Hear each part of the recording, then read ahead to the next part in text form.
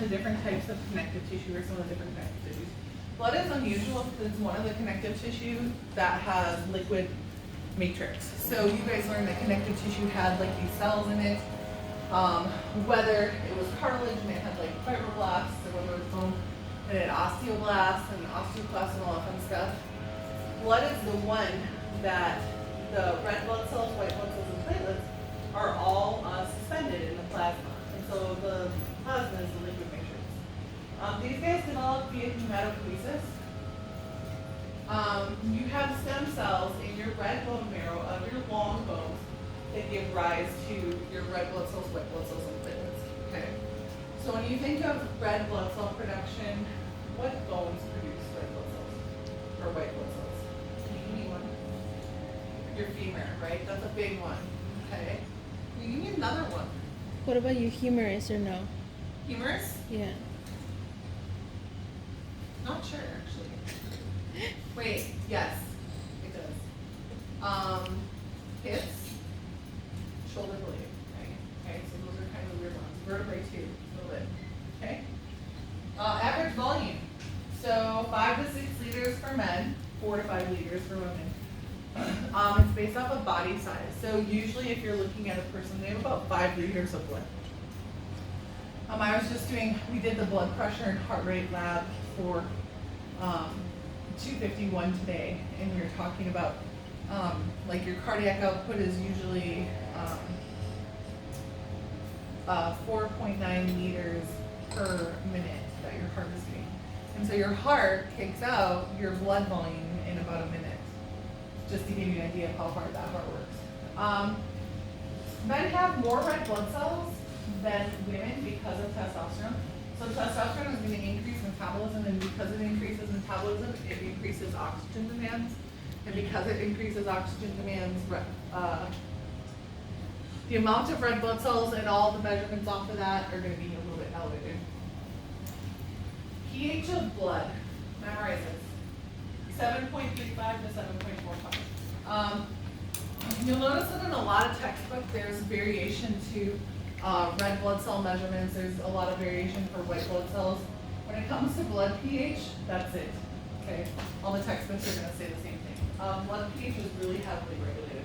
You'll see, because if we shift the pH, it's going to shift how the hemoglobin behaves.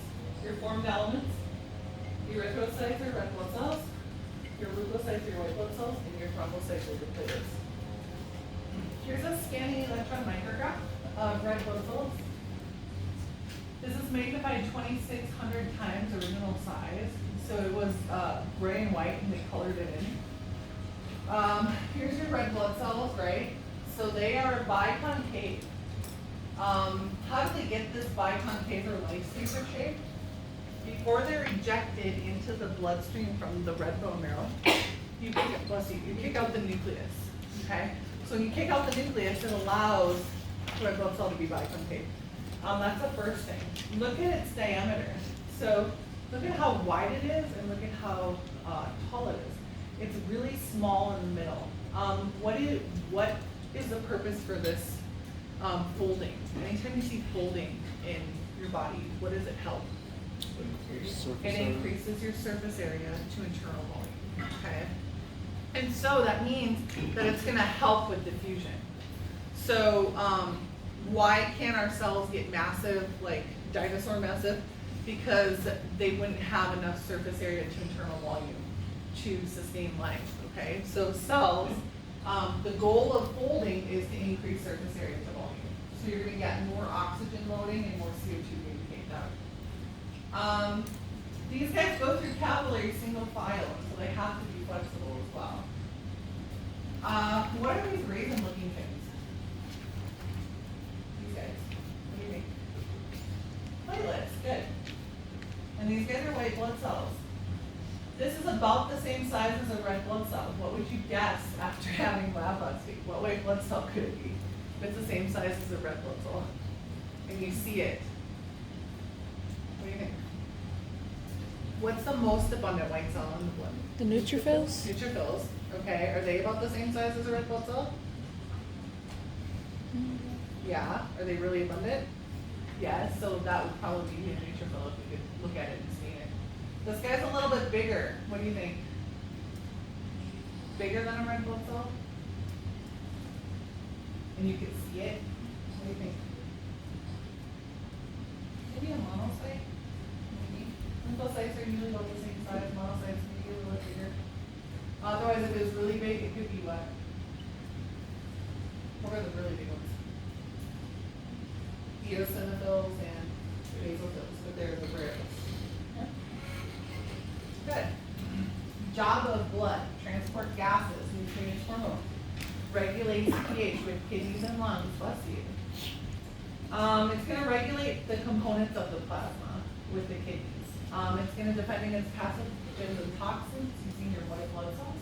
It prevents fluid loss from bleeding, which is hemostasis, not homeostasis, hemostasis, and it aids in body temperature regulation.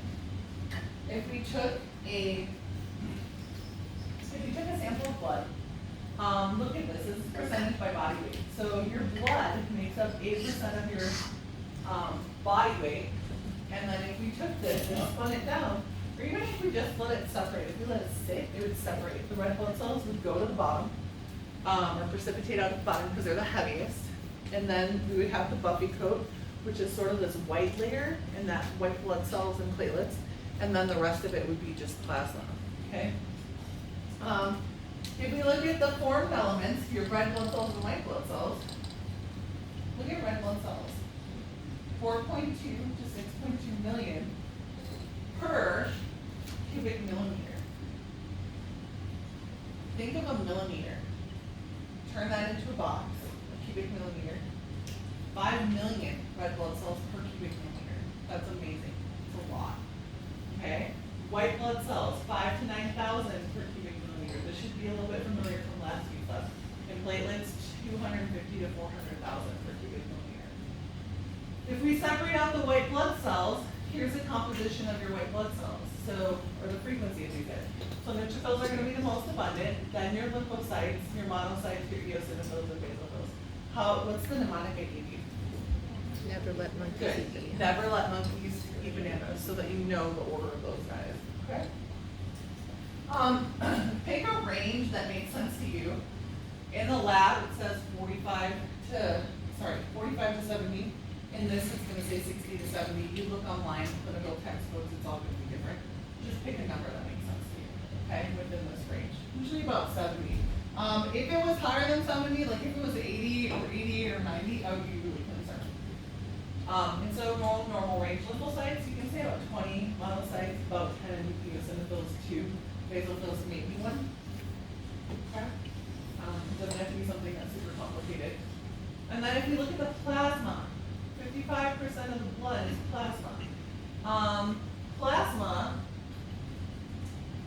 if we're just looking at plasma, it's called serum. So if it's without all of the formed elements, we call it serum. So that's where they get the language serum from. Most of it is water, but we have some solutes and some proteins. Out of the proteins, no, let's look at the solutes. So out of the solutes, what do we have? You have ions. Can you give me an ion that we would find in the plasma? An ion that we would find in the plasma. Maybe sodium. Sodium, good. Sodium, potassium, what have you. Gases. Name a gas. Oxygen. Oxygen. Give me another one.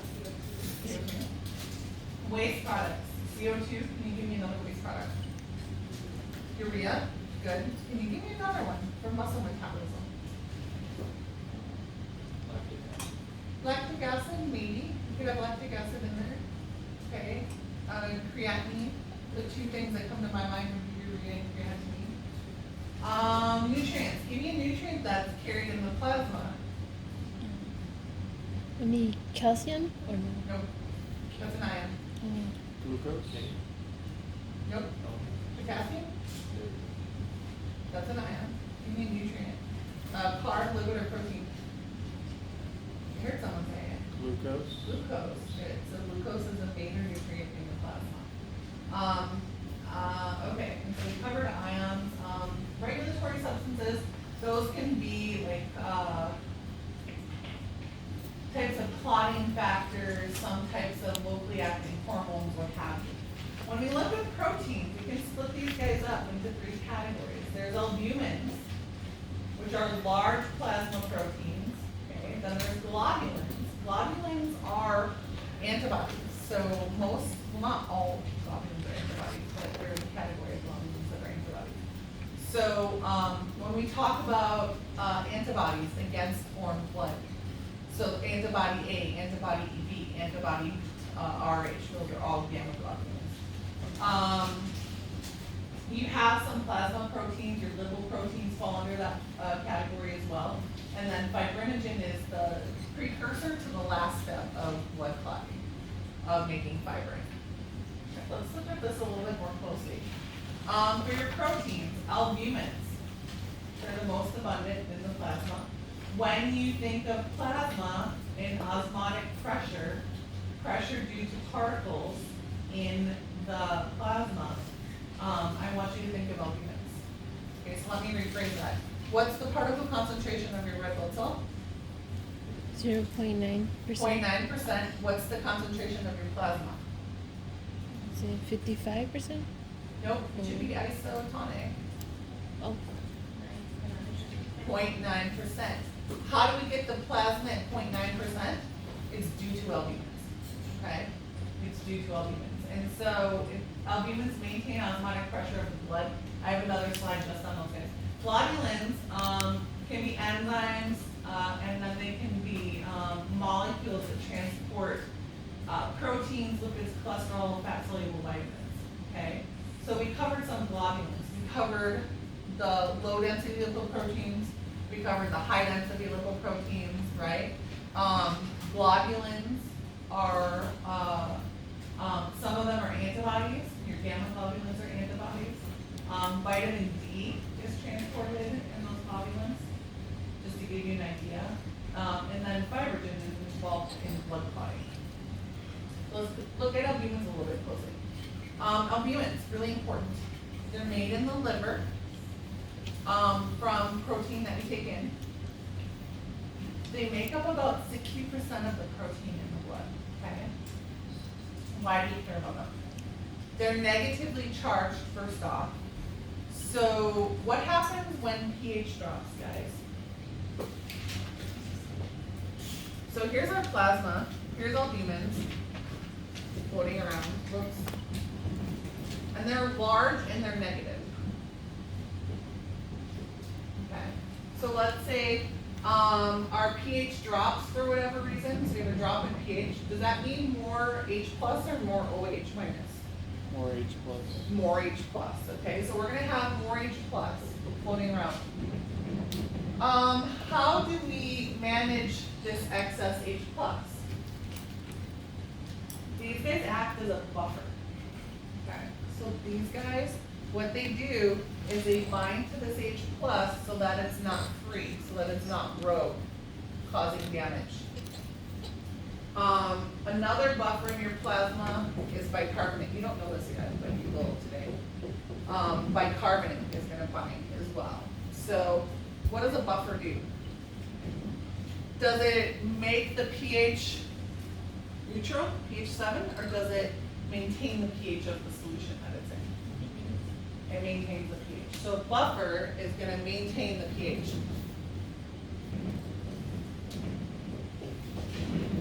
Of solution. For us, what's the pH of blood? 7.4. So the job of these buffers, you have albumin, which is a buffering system. You have bicarbonate. Let me put bicarb here. As a buffering system. You also have a phosphate buffering system. These guys are going to absorb the excess H plus so that it's not free, so that it's not shifting the pH. Okay. A little bit different from how you learned it in chemistry. So they're negatively charged. They act as a buffer. They transport materials in the blood that are not water soluble. Fatty acids, thyroid hormones, steroid hormones, lipid soluble vitamins, drugs, and some positive ions. Kind of weird. Let me tell you a story about this. I can't remember if I told you. He'll be Tony, I believe. So don't repeat stuff. So my father had cellulitis. He had a skin infection, a really bad skin infection. And when you have wounds or when you're going through surgery or whatnot, you need to increase proteins because you need those proteins to heal the tissues and the cells. And since this is a large protein, because he wasn't getting in enough protein, he was pulling albumins. He was starting to break down his tissue and stuff and pulling albumins. And so he has an anti-seizure drug that is dilatin that's carried on the albumins. And so when his albumin level dropped, what do you think happened with this dilatin level? It dropped as well, okay? And so the doctor was telling me, well, his dilatin level is low. And I said, well, do we need to increase it? And he said, no, albumin level is really low because he's healing right now. In a couple of days, when he's done, or when he starts to get a grip on healing, albumins are going to creep up, and I suspect the dilatin is going to creep up too, because now it has its little carrier molecule in the blood, because dilatin is lipid soluble, so it has to be carried on albumin. And so that's what happened. Sure enough, as soon as he was healing, everything rose back to normal. And so it's important to know if those drugs are lipid soluble or water soluble, because it's going to affect how you handle them. The other big one is that they create an osmotic force that maintains fluid volume within the extracellular fluid. Let's break this down. What size is albumin? Is it a crystalloid, a colloid, or a suspensoid? Do you remember back to the molecular activity lab? Crystalloid was glucose. What was an example of a colloid? The starch. And then what was a suspensoid? So what would be a suspensoid in the blood? What's suspended in that blood? Not glucose. Glucose is a crystalloid. The big guys. The big guys. Right? Your red blood cells, white blood cells, platelets, right? So your suspensoids are your red blood cells, white blood cells, and platelets. They're the ones that if you let the blood sit on a counter in a test tube, all of the suspensoids plus you're gonna precipitate or fall out.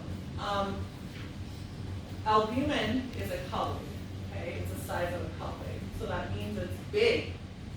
It's stuck in the plasma. It's not gonna go into the tissues, okay? Colloid osmotic pressure. Colloid is the size. What is osmotic pressure? Pressure due to what?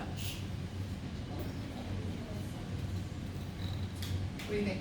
Isn't it the water will move based on the concentration of particles, to which has the greatest? So when you hear osmotic pressure, I want you to think pressure due to what? Particle concentration? Particles, not water, particles.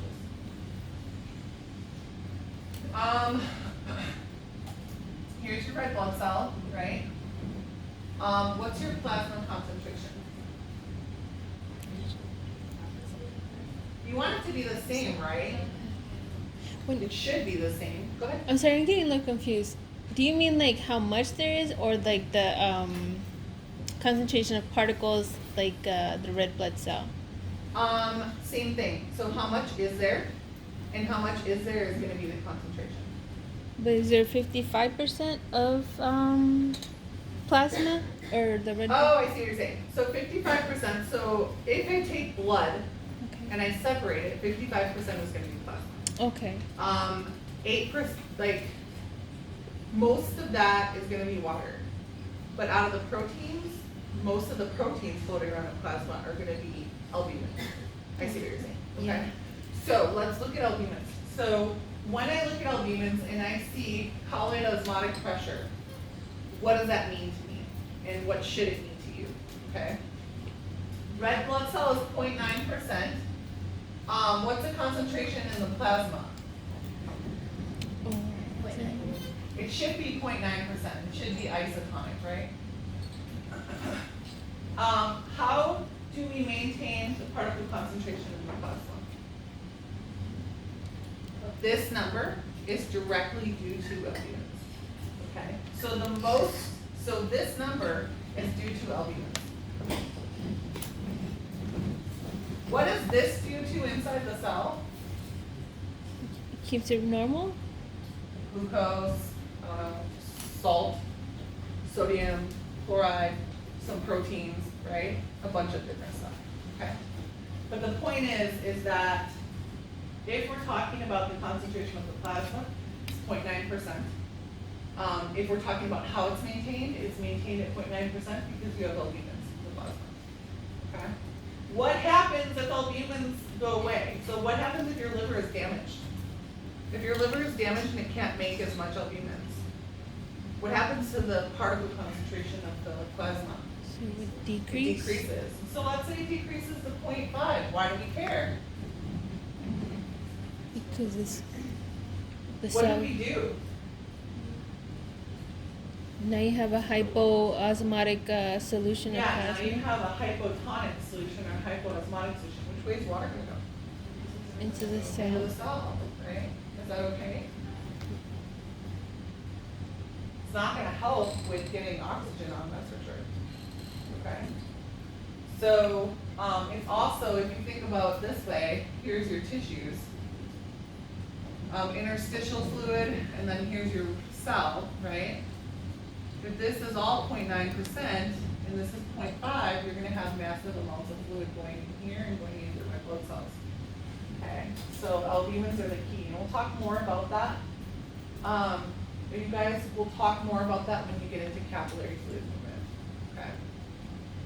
Actually, I think I covered that with you. Okay, so they create an osmotic force.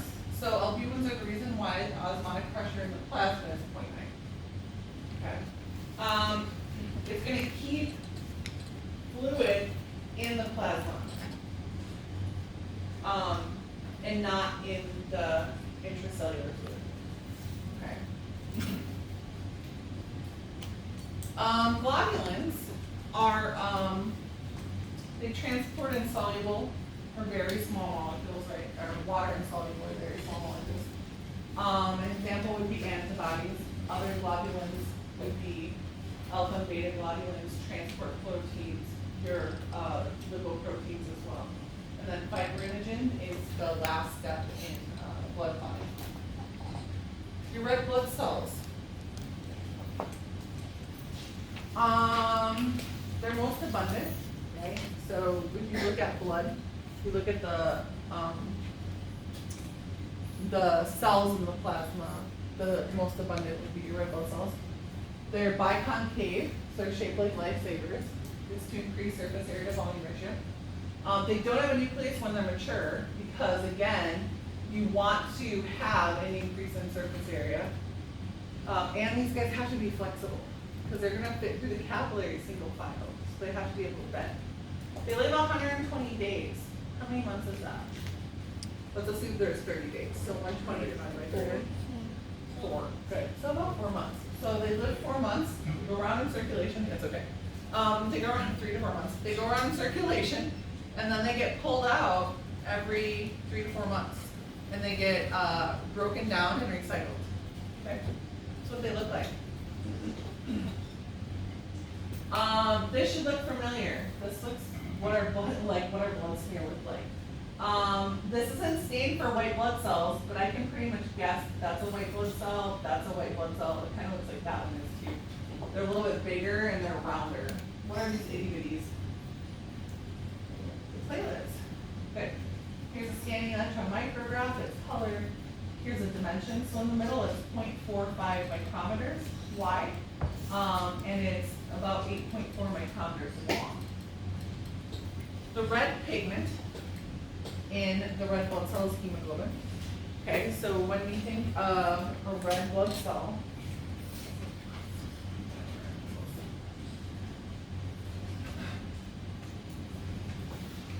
when we think of a red blood cell is made up of hemoglobin. One red blood cell, you guys, has 1 million hemoglobin in it. It's kind of crazy. Okay, so here's hemoglobin. HB or HGB, if you're using, like academics or whatever, it's HB. If you're using,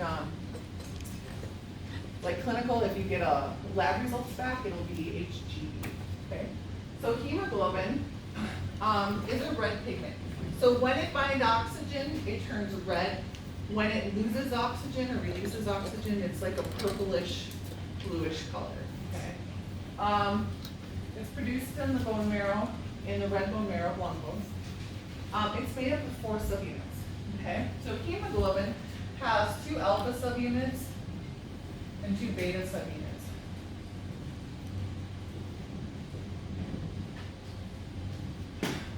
So one hemoglobin molecule is made up of 4 subunits. How many hemoglobin molecules do we have per red blood cell? About 1 million, okay? About 1 million. And then think about it. And then how many red blood cells do we have per cubic millimeter? Was it 5? 5 million. So amplify that, right? Each one of these can bind oxygen. So each one of these can bind oxygen. The cool thing about hemoglobin is that it's a really cool biochemical wise, and it's really cool physiological wise because it has these weird properties about it. So we can look at hemoglobin, we can stick it in an acid and a base, and it's going to shift its protein, the subunit conformations. And it's going to be harder to bind oxygen or easier to bind oxygen. We can shift the temperature of the hemoglobin in the solution if we wanted to. So we could take the hemoglobin, we could isolate it out, we could do it in biochemistry experiments. Translate that to the body. We want to know how it behaves effectively, how it's going to bind oxygen, how it's going to release oxygen, and what happens when you have acidic blood, or what happens when you have a fever or a high body temperature. Okay, and so there are real consequences to how it behaves biochemical wise. There's something else I was going to say and I forgot. Okay, so let's go over this first. So hemoglobin has 4 subunits, so it can bind 4 oxygens. Okay, is that right? 4. The first oxygen takes a little bit to get on. So you have to have enough oxygen in that environment for the first oxygen to jump onto that subunit. Remember, these subunits are 3-dimensional globular proteins, and they're stuck together, so they're functional. So the first oxygen jumps on. When it jumps onto this alpha subunit, that changes the shape of those 3 guys. And when you change the shape of those 3 guys, then it favors oxygen jumping on really easily. Okay? So this is called like positive cooperative binding. So these guys are going to jump on really quickly. I just forgot it again. There's something else. I don't remember. I'll leave it. Okay, so oxygen binds to this one. It takes a little bit of oxygen in the environment to get this to bind. Once it does, it's like dominoes. They all sort of change shape, and oxygen binds to them really quickly. I remember what I was going to say. These guys, generally speaking, have a higher affinity for carbon monoxide and carbon dioxide. Okay, so if you take hemoglobin and you expose it to equal amounts of oxygen and CO2, what is it going to bind to? CO2. It has a higher affinity for CO2. It likes CO2 better. It likes carbon monoxide better. Or the next rule is it'll bind whatever gas is in excess. Okay, so it prefers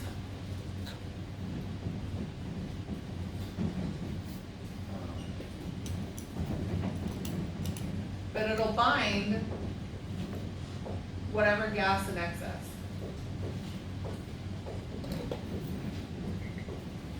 Okay. So if I'm at the lungs, which gas is in excess? Oxygen, right? So what is it going to bind? You guys, it's not hard. You're not listening to what I'm saying. It prefers CO2 and carbon monoxide, right? If we have equal amounts of oxygen and CO2, right? Or it's going to bind whatever gas is in excess. So I'm at the lungs. What gas is in excess? Oxygen. Oxygen. So what is it going to bind? To oxygen. Oxygen. What does it do with the CO2? Takes it off, right? It releases it. Okay, when you get to the side of tissues, what gas is in excess? The CO2. So what is it going to bind? CO2. CO2, what gets kicked off? Oxygen. Oxygen, okay? That's how it works normally. Let's say I'm in a fire. Let's say I'm in a house fire. The fire's making excess CO2, right? So what's going to bind to my red blood cells? CO2, okay? When the paramedics pull me out, what are they gonna give me? Oxygen. Oxygen. What are they trying to do? Kick off the CO2, wash out that CO2, okay? And so hemoglobin, when you talk about competitive binding, hemoglobin will bind to CO2 and carbon monoxide first. Preferentially, that's just a property of hemoglobin. Bless you. But otherwise, it's going to bind whatever gas is in excess. Okay? And if CO2 is in excess, you can add more oxygen to kick out the CO2. Okay? So they show competitive binding to that hemoglobin. All right? We'll talk about the pH and temperature in a second. Okay, so here's what it looks like. Here's my alpha subunit. Here's my other alpha subunit. Here's my beta subunit, my other beta subunit. These subunits by themselves, are they tertiary or quaternary? Tertiary. They're tertiary. Stick them together and they're a functional protein. Now what are they? Quaternary. It's a quaternary structure. Okay, good. And so if you look at these guys, there's a heme molecule in each one of these. Here's what your heme looks like. It has iron in the middle. This is what grabs the oxygen. So what if I have a hard time pulling iron in from my digestive tract? Am I going to have enough iron for my hemes? No. And so how is that going to affect oxygen being gone? It can't. It's going to decrease it, right? Okay. So there are certain types of anemia where you can't get enough iron in, or you can't get enough vitamin B6 or B12 in from that digestive tract, and that's going to affect how you make hemoglobin. Sickle cell anemia is a defect in that heme form, and it's actually the alpha subunit. So let's say this alpha subunit was misshapen, okay? And for sickle cell anemia, you can have there's 2 genes that code for sickle cell anemia. You can have one of the genes or 2 of the genes. One gene is not as strong of a disease as 2 genes. Okay, and so, but anyway, so the alpha subunit is mutated, and because the alpha subunit is mutated, when you pack all of those into a red blood cell, it's going to misshape the red blood cell. Okay, so here's normal red blood cells. Here's a patient with sickle cell anemia, misshapen red blood cells. Do you think these guys have an increased surface area to internal volume? No, they have less. So how is that for oxygen binding capacity or oxygen carrying capacity? It decreases. It's less. What about getting through those capillaries single file? Do these flex? Do they break? Do you think it's